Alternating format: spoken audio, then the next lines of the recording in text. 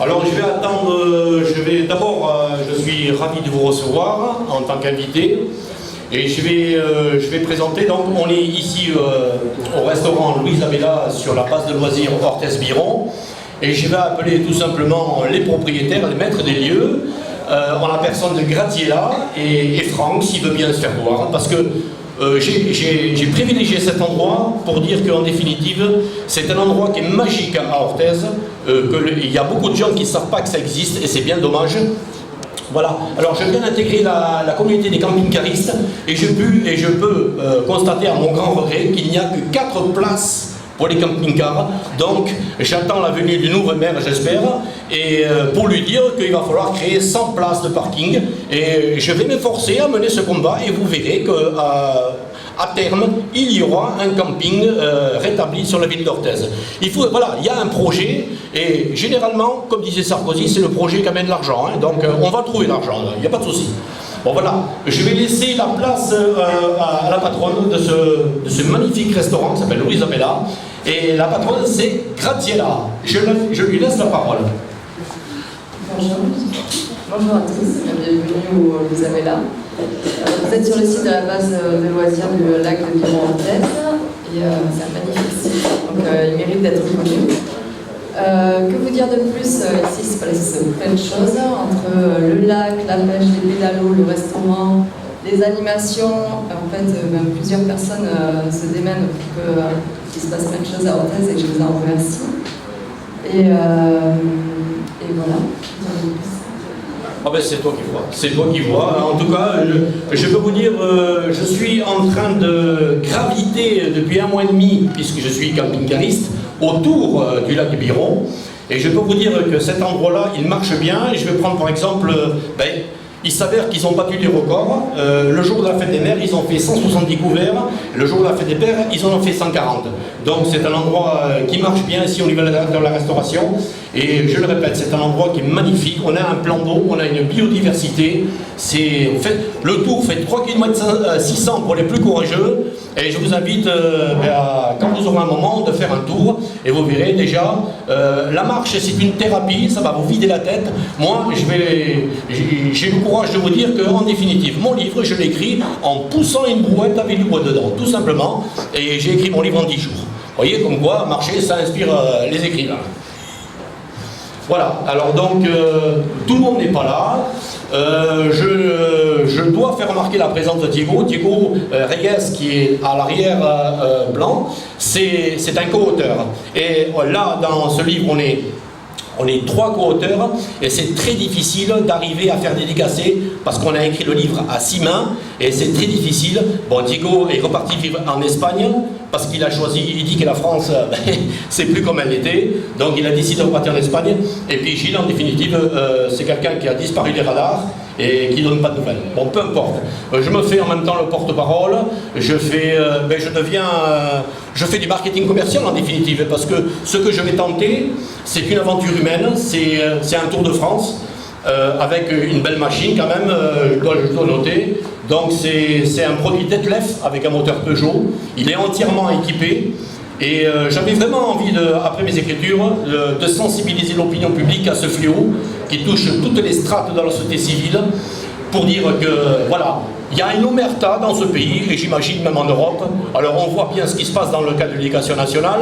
On a des jeunes maintenant qui font des choses irréversibles, mais le harcèlement existe depuis très longtemps, et on a pu entendre Emmanuel Macron, notre président de la République, dire qu'il était préoccupé par le harcèlement à l'école, mais sans parler de moyens. Alors, puisqu'il y a ce harcèlement moral en entreprise, à l'école et un peu partout, que font les pouvoirs publics pour mettre en place? Eh bien, déjà, pour dégager des budgets et pour combattre ce fléau.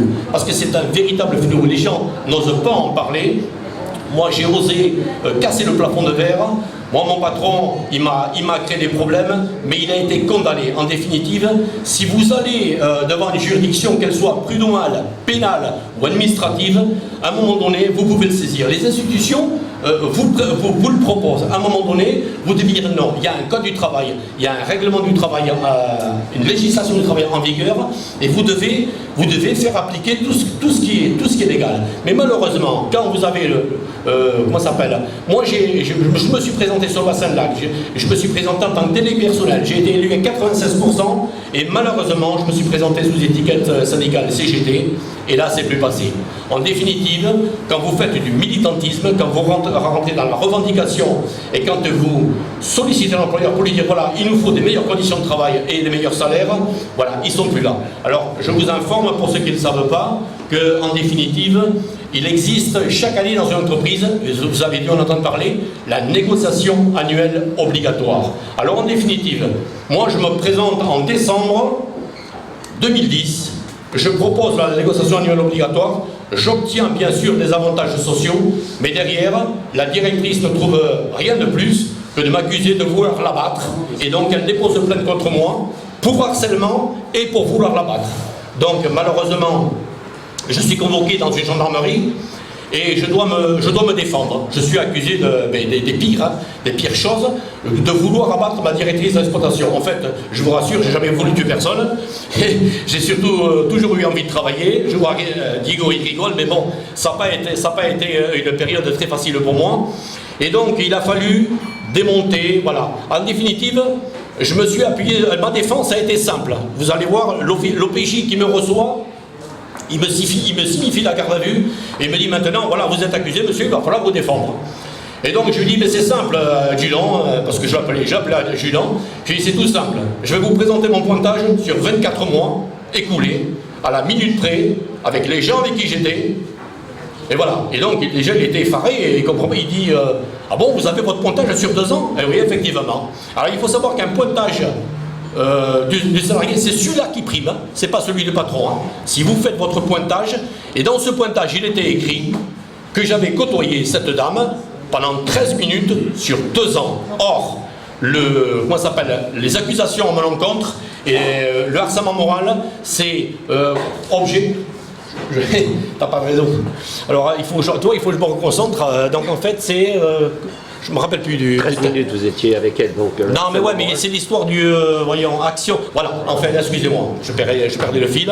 En fait, le harcèlement moral est encadré par un texte de loi très important. Voilà, action répétée, ayant pour objet une dégradation des conditions de travail, de la santé. Donc, je l'avais côtoyé 13 minutes en 2 ans. Et donc, ça ne pouvait pas être des actions répétées. Et donc, en quelques minutes, l'OPJ m'a dit que ça ne pouvait pas aller loin. Et effectivement, quelques mois après, l'affaire a été classée, vous avez entendu parler, l'affaire a été classée sans suite. Mais ils n'en sont pas restés là. Mais oui, parce que là, on est dans une entreprise, on est dans une PME de moins de 50, et on gagne 10 millions d'euros. Et voilà. Et donc, l'argent fait faire des folies à tout le... Voilà. On appelle ça les dérives patronales. Eh bien en fait, mais quand j'ai été donc classé sans suite, ils ont saisi le tribunal et je pense qu'il y a beaucoup de gens qui ne le savent pas. Ils ont mis en place la citation directe. La citation directe, c'est une procédure américaine, donc où on s'adresse directement au parquet. On donne une somme d'argent très importante qui démontre que l'affaire est sérieuse et ensuite on assigne la personne en justice. Là pareil. Donc je me présente un 2 janvier au tribunal, je demande une prolongation, j'obtiens donc l'audience au 3 mars, 3 mois plus tard, et en définitive, je me présente à la barre et pendant 2 heures, je justifie de ma défense, qui à vrai dire est complètement facile, puisque la procureure, je l'entends déjà, le mur, elle dit j'ai du mal à caractériser l'infraction à l'encontre de M. Philippe Auger de la Jalée. Bon déjà, je comprends que je vais être relaxé, puisque j'ai rien fait déjà de base. Et une fois que je suis relaxé, je suis ravi parce que mon frère est à mes côtés, on me dit que j'ai appliqué une bonne défense, et ils n'en restent pas là. Pour me pourrir la vie, en définitive, donc ils font appel de la décision du tribunal. Et vous n'allez pas me croire, à 1 semaine de l'audience de l'appel, ils se désistent. Un désistement. Et donc, moi, je me dérobe pas, je me présente devant la présidente du tribunal, je demande des excuses publiques qu'on ne m'attribue pas. j'ai juste, on m'a, comme on dit, réhabilité. Je saisis les journalistes, j'explique que c'est pas normal, qu'ils ont foutu ma vie par terre. Et donc, voilà. En fait, ils se sont désistés. C'est incroyable quand même. Alors, quand on se désiste, il n'y a plus aucune action contre nous. Hein. Tout s'arrête. Hein. Ce qui m'est arrivé, c'est incroyable. Ils y ont mis des moyens. Alors, dans l'appel, dans le recours, je parle bien de... Moi, quand on est salarié protégé dans l'entreprise, il faut que le patron obtienne donc l'autorisation du département au niveau du ministère du Travail pour vous licencier. Moi, le ministère du Travail, qu'est-ce qu'il a fait? Il m'a relaxé très facilement. Ils ont mis en place le recours hiérarchique ministériel. Mon dossier monte à Paris. J'ai dû m'expliquer devant la région bordelaise. Et en définitive, l'enquêtrice qui m'entend pendant 2 heures, elle me dit comme ça, mais qu'est-ce que vous êtes venu faire à Bordeaux, monsieur Gilles Jallet? J'ai dit, j'ai eu au moins le mérite de visiter la ville, il y a une belle architecture. On est arrivé à plaisanter sur un dossier aussi grave que ça. Voilà. En fait, les gens qui...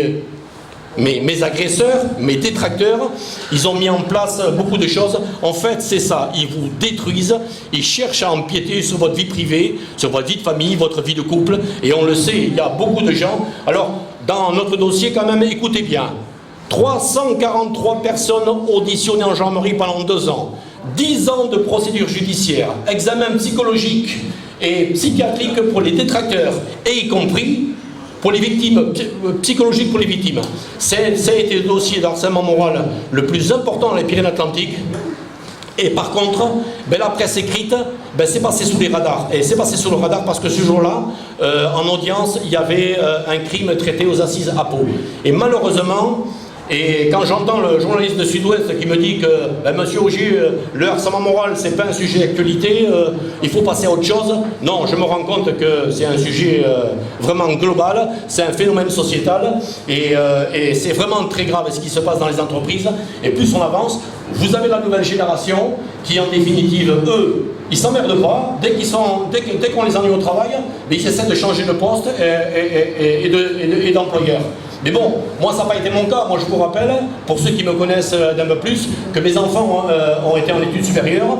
Mon fils Landry donc a fait sciences politiques, mon deuxième faculté de droit, et ma fille qui va travailler récemment pour les Émirats arabes a fait BTS tourisme. Bon, il a fallu que j'assure une stabilité financière, une stabilité professionnelle, et je vais pas vous dire que c'est très très très difficile. En fait, j'aurais pu partir de l'entreprise. Beaucoup de gens m'ont posé la question, pourquoi vous n'êtes pas parti? Parce qu'on est bloqué, on est en définitive, et puis il y a la lutte.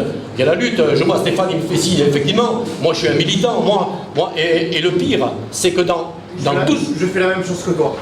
Dans toutes les péripéties qui sont arrivées, quand ils se sont rendus compte qu'ils allaient perdre au pénal, ils m'ont proposé quoi d'après vous? Une médiation avec une médiatrice de rang international. Avec mon fils, quand on a contrôlé ses diplômes à la nana, elle était hyper diplômée. En fait, on m'a proposé de me coucher.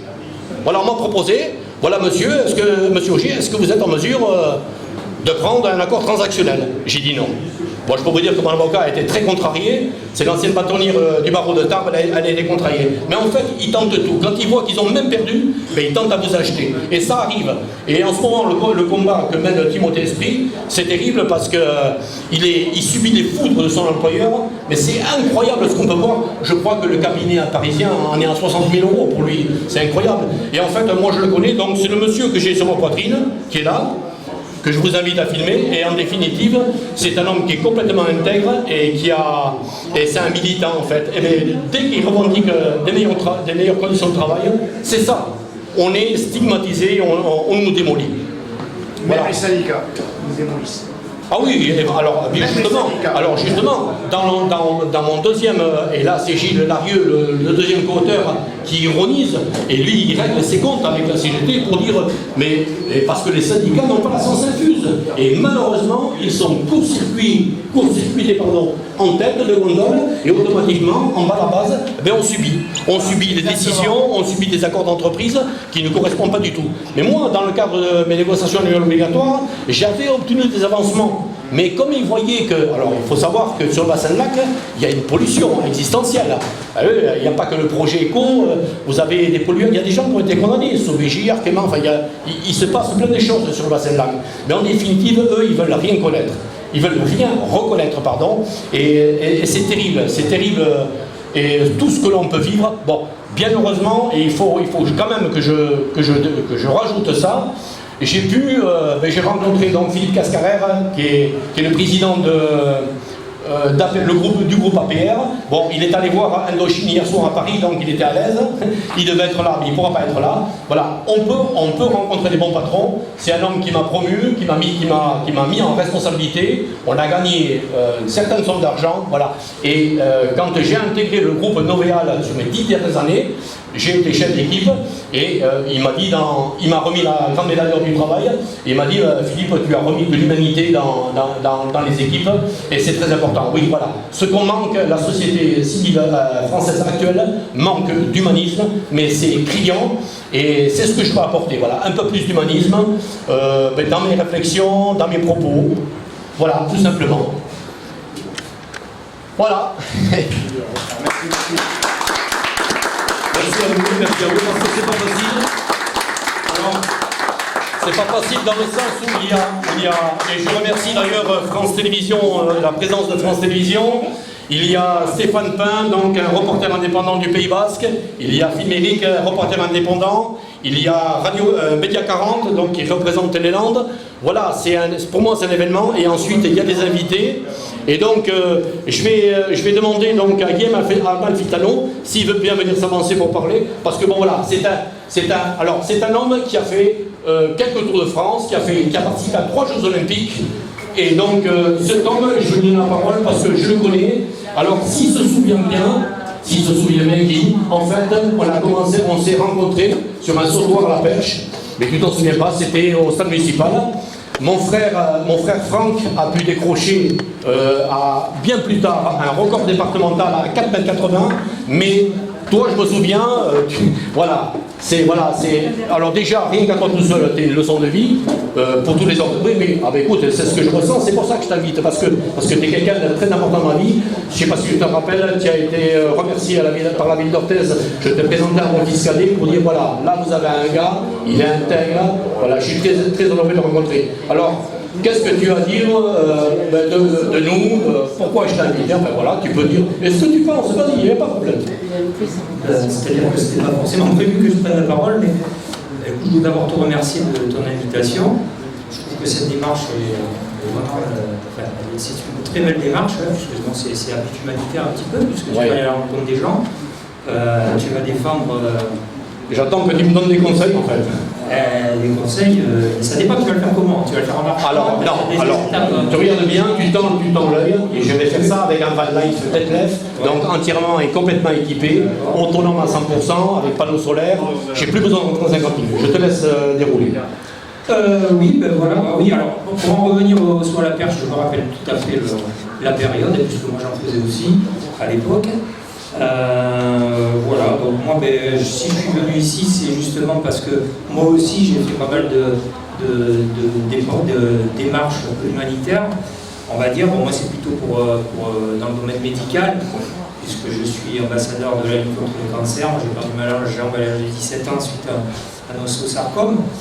Donc voilà, j'ai décidé de partir dans des périples humanitaires parce que je trouvais que il fallait le faire, il fallait arrêter un petit peu de penser à soi-même et puis, et puis il fallait un petit peu se tourner vers les autres. Moi pendant des années j'étais un petit peu le centre, pas du monde, mais voilà, je pensais à ma petite personne et puis un jour j'ai eu une prise de conscience. Il y a eu certains éléments qui ont fait que j'ai complètement changé d'optique et donc voilà, je me suis consacré à ces périples. Donc j'ai fait effectivement le Tour de France, j'ai traversé le Canada, d'est en ouest, ou d'ouest en est, je ne sais plus, je me trompe à chaque fois, d'est en ouest.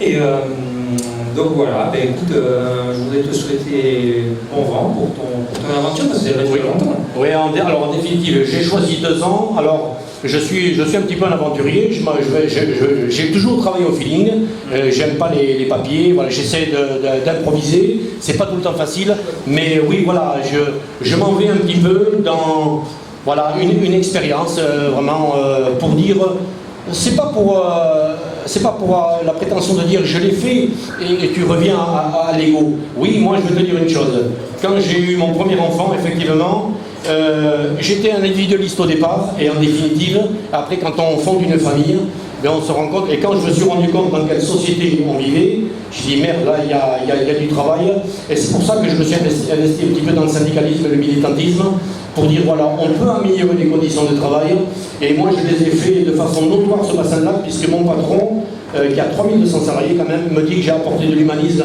à ses équipes, et ça c'est vraiment, voilà, pour moi c'est un couronnement, pour dire voilà, Philippe Rougier, tu blagues, mais sur le terrain, et pour ceux qui me connaissent, pour aller souvent en face au CRS à la rue, donc oui voilà. Après je suis pas impoli, j'ai jamais manqué de respect à un gendarme, d'ailleurs je les ai invités, et j'espère qu'ils vont pouvoir venir. J'ai invité le commandant, mais vous imaginez le commandant Gabriel de Rachel Cortez, c'est un homme qui est en opération aujourd'hui, donc il m'a dit qu'il y aurait 1 ou 2 gendarmes qui passeraient, voilà.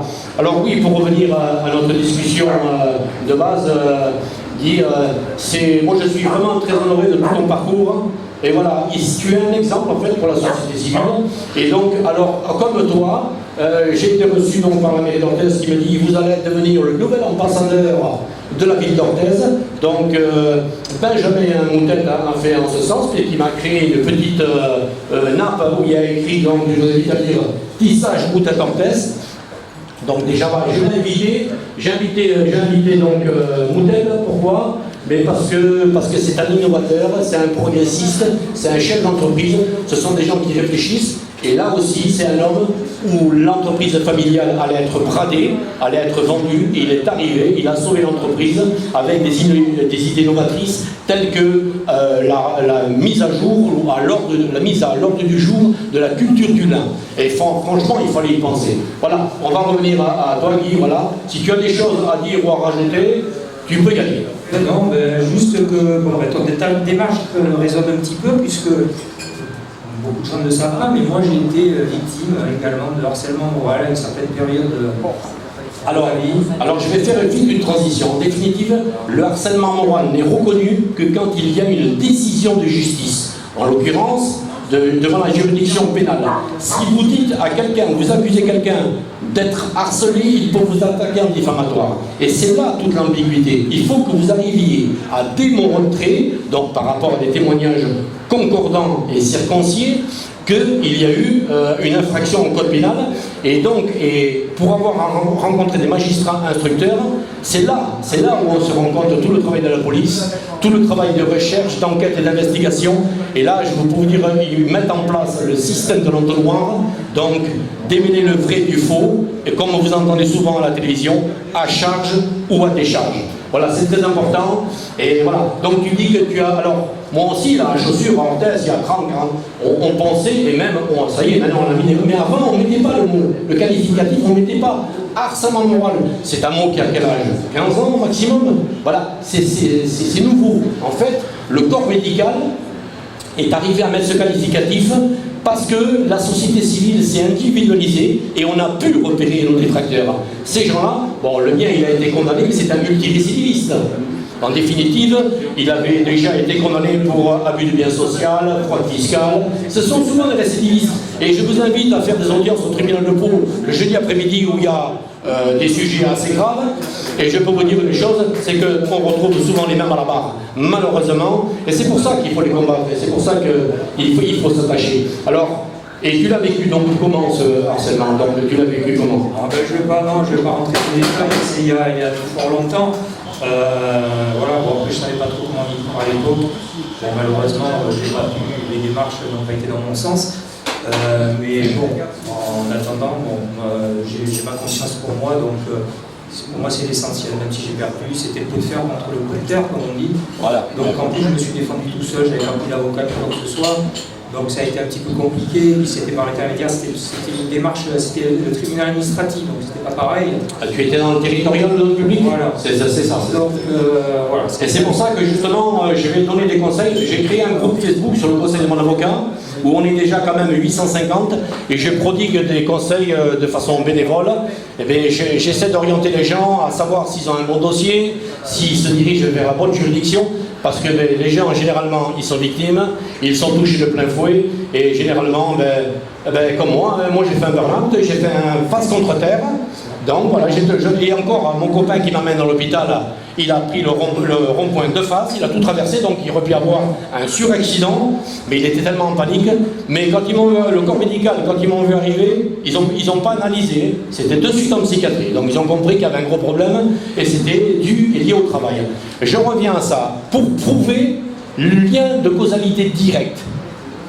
Devant le corps médical, ça a été très compliqué pour moi. L'histoire du harcèlement moral, le démontrer, le prouver. Moi, il m'a fallu quand même 9 mois devant la CPM de Mont-de-Marsan pour démontrer que je suis ici un harcèlement moral et donc leur demander une rétroactivité financière. Ils m'ont rendu 3700 balles. Bon, ça veut dire que j'étais dans mon plein droit, mais il faut se battre. Même pour ça, ce sont des acquis pourtant, et bien même pour ça, il faut se battre. En fait, on est sur plusieurs fronts. Et c'est difficile pour l'individu, c'est difficile pour la famille. C'est très difficile. Le harcèlement moral, c'est en fait un poison vicieux qui touche vos organes et de façon très lente. Et vous vous en rendez pas compte en définitive. Vous ne pouvez pas gérer. Moi, je suis un ancien fusilier marin. Je considérais être un homme très très fort, moralement, physiquement, mais à un moment donné, c'est votre corps de l'intérieur, ben, il vous dit stop, c'est fini. Mais parce qu'il nous pousse, Il nous pousse, mais bien sûr. Il nous pousse, mais voilà, mais bien sûr. C'est un truc de ouf, quoi. Alors après, bien sûr, le patron, le détracteur, vous met dans des situations très ambiguës pour justement où vous poussez à la faute. Exactement. Voilà. Ils font faire des faux témoignages, ils font faire des. Oui. Ils font faire un travail pour vous faire craquer. Enfin, y a pas Alors de choses, là, Moi, je suis concerné. Hein, donc, tu me donnes l'étrier. Voilà. Donc en définitive, ben moi, il y a eu 3 témoignages contre moi. Voilà. La directrice dépose plainte, il y a 3 témoignages. Elle arrive à se procurer 3 témoignages. Alors écoutez bien, les témoignages qui sont à mon encontre ne sont même pas concordants. Il y en a un qui dit ça s'est passé dehors, l'autre il dit ça s'est passé dedans, et l'autre, le troisième, il dit ça s'est passé un jour. Et une semaine avant l'audience, justement, où ils se sont désistés, ben, il y a un témoin qui a dit voilà, moi je veux faire, il m'a appelé au téléphone, il m'a dit voilà, j'ai été manipulé par la directrice, j'ai fait un faux témoignage, je veux témoigner devant ton avocat.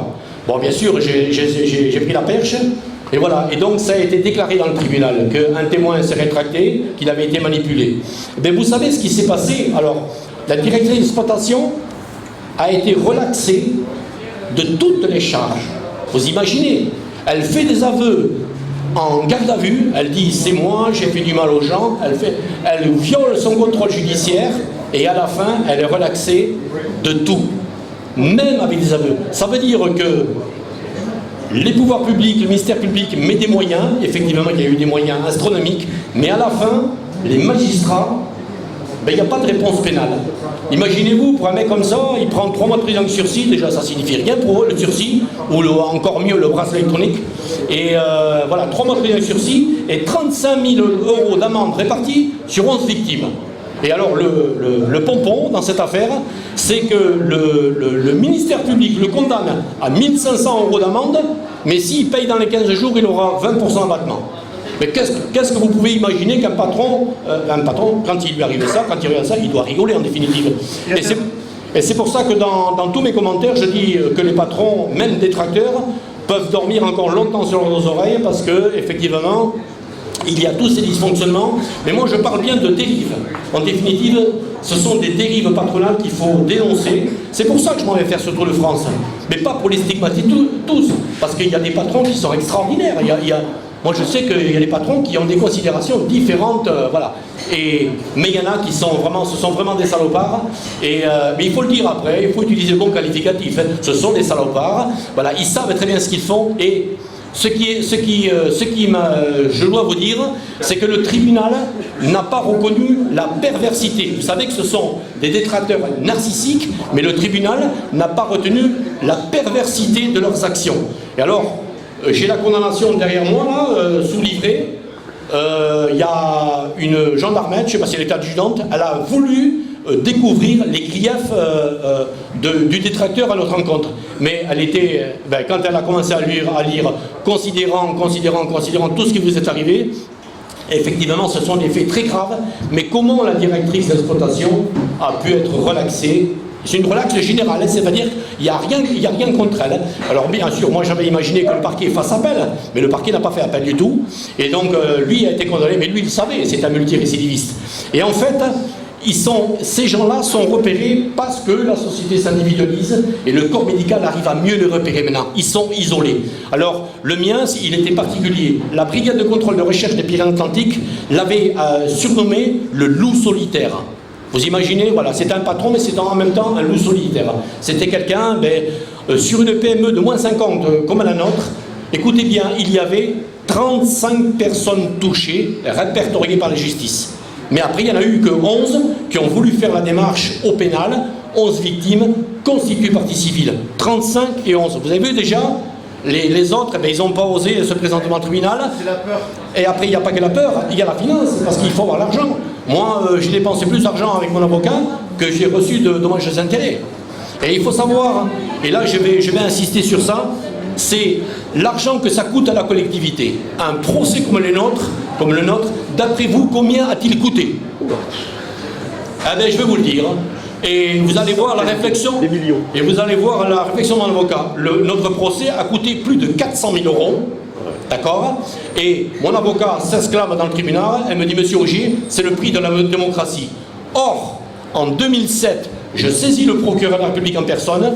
Je lui détaille de façon bien distincte tout ce qui se passe. Je me présente en tant que lanceur d'alerte, mais là aussi, vous êtes lanceur d'alerte que quand vous avez le statut, et il faut être inscrit en préfecture. Moi, je saisis le procureur en 2007 et je lui dis, monsieur, le procureur, il se passe des faits graves, il y a des gens qui intentent leur jour, donc dans notre dossier judiciaire, il y a eu quand même 4 tentatives de suicide, donc je suis fier de pouvoir vous dire que j'ai au moins sauvé 2 femmes, en faisant mettre le patron en garde à vue. Parce que vous savez que quand on met un patron en garde à vue, automatiquement tout s'arrête, il est sous contrôle judiciaire et il n'a plus le droit de rencontrer les victimes.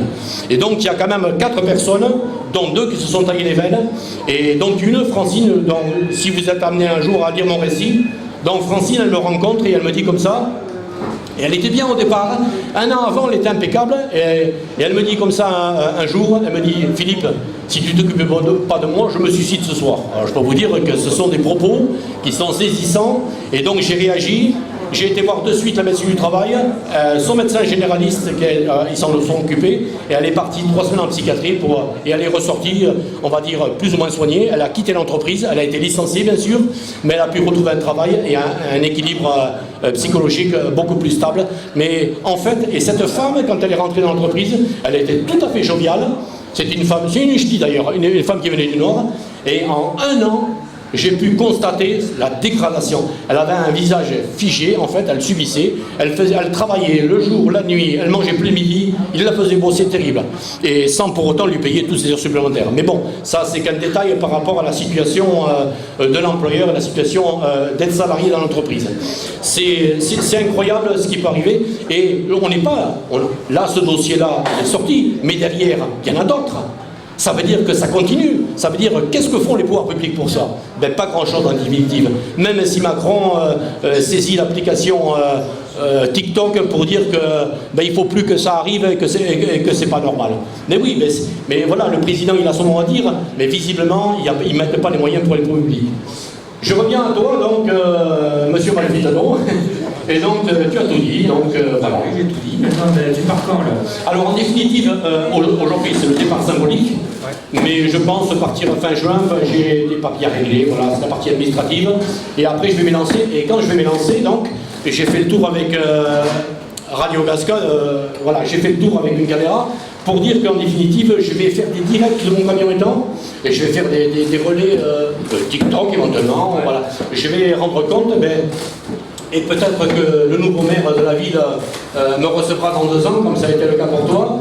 Et que, alors moi je ne cherche pas les médailles, mais j'aime bien le mot moi j'aime bien le mot ambassadeur, parce que c'est une bonne cause. Je fais ça vraiment, c'est un esprit noble.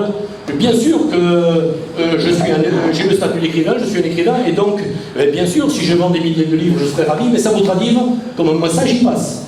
Le but c'est ça, c'est ma cible particulière, c'est le capitalisme et ses effets collatéraux. Ah oui, c'est pas pareil.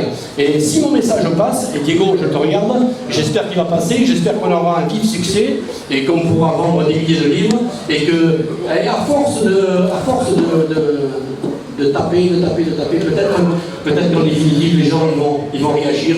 C'est le but, c'est ça, le plus difficile chez un humain, c'est de lui faire changer sa mentalité et son comportement. Et là c'est pas gagné, quoi, en définitive. Très bien, écoute, je te souhaite bonne chance. Alors, parce que bon, ça va être long, 2 ans. Oui. Je pense que tu as prévu un itinéraire avec des étapes. Alors je vais scrupuleusement respecter le pourtour, le contour de l'Hexagone. Oui. J'ai un impératif clé, je dois marier mon fils le 20 décembre à Strasbourg. Donc il ne faut pas que je me rate. Alors Strasbourg, par contre, ça m'a préoccupé parce que c'est une région qui est nord-est, qui est froide. Et donc j'ai dû me doter d'un système d'évacuation d'eau à partir de 3 degrés. Ah voilà. Je suis bien équipé, je regarde mes camping-caristes amis, je bénéficie donc d'une alarme périmétrique, volumétrique et infrasonique. C'est une alarme qui est très sophistiquée, je bénéficie de la 4G, voilà, j'ai toilette, douche, autonomie de 120 litres en fluide. Bon voilà, c'est vraiment une belle machine. De toute façon, t'es camping-cariste. Voilà, donc... c'est pas un terrain inconnu pour toi. Voilà. Un vrai capitaliste.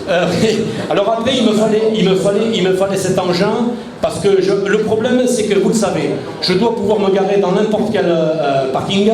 Je vais cibler les commerces, donc les espaces culturels de Clerc, et pour ça, il me fallait une machine qui ne soit pas large. Donc elle fait 2,05 m de large, 2,65 m de haut et 5,99 de long.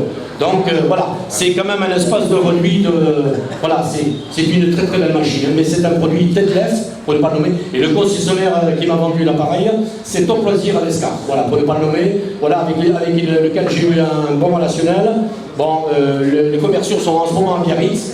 Donc il faut savoir que le marché du van life est en pleine explosion. Pourquoi? Parce que la période Covid a déclenché des idées. Ah oui, je vois qu'une dame hoche la tête, elle est d'accord avec moi. Et oui, la période Covid nous demande à pouvoir nous... Vous vous en rappelez de la période où on devait remplir un papier pour aller promener son chien? Bon, voilà. Bon, les gens ont envie d'avoir une autre vie. Il n'y a pas que le travail, et justement, moi je le vois, ça va faire 1 an que je suis à la retraite. Et voilà, van life, the freedom. Ça veut dire... c'est la grande liberté. Et je pense que les gens, ils cherchent ça.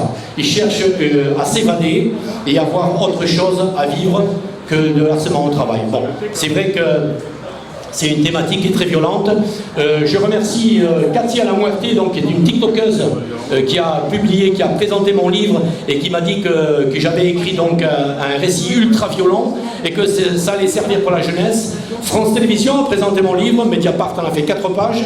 J'ai eu droit à des portraits nationaux, donc l'enfer du décor qui a écrit le poison, le fameux poison vicieux.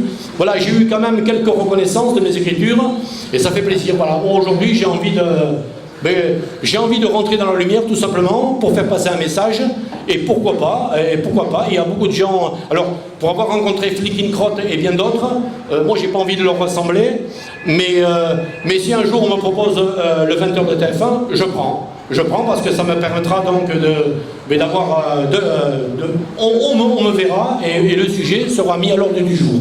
Moi c'est ça ma préoccupation et je reviens vers toi Guy, c'est en définitive voilà, il faut que vraiment les gens soient sensibilisés à ce problème et voilà. Et je le vois ici au restaurant, je peux vous dire au restaurant là, depuis 1 mois et demi, j'ai constaté une équipe qui est cohérente. Vous avez 2 guerrières voilà, qui préparent à manger. C'est franchement, il y a des entreprises où ça se passe bien. Alors, pourquoi ça se passerait mal ailleurs? Voilà. Il me manque un peu de monde, c'est vrai. Où sont les notables de la ville d'Orthez? Mais bon, pour les avoir invités. Mais peut-être qu'ils vont arriver plus tard, je ne sais pas. Non, ils vont pas arriver. Ah, mais voilà. Alors madame, je vous invite à prendre la parole. Ah, il ne faut pas prendre la parole. Bon, mais c'est pas grave. Mais il y a au moins une représentante de la ville d'Orthez. Je vous remercie, madame, de votre présence. Alors, j'ai pu plaisanter à l'état civil. Ils ont dit de moi que j'allais être le nouvel ambassadeur. Mais pourquoi pas, le commandant de la gendarmerie d'Orthez m'a dit si vous êtes un bon ambassadeur, on prend. Et bien donc j'aurais acclamé les facéties de cette belle cité médiévale qui est la ville d'Orthez avec le château de Rennes. Voilà, mon frère il m'embête là devant, là, voilà, je vais te dire, il m'embête, voilà. Bon, eh bien je sais pas, je vais peut-être laisser la parole à quelqu'un d'autre. Non, j'arrête. Voilà. Et, en tout cas, merci de m'avoir écouté. C'est long. Merci à toi. Merci Philippe.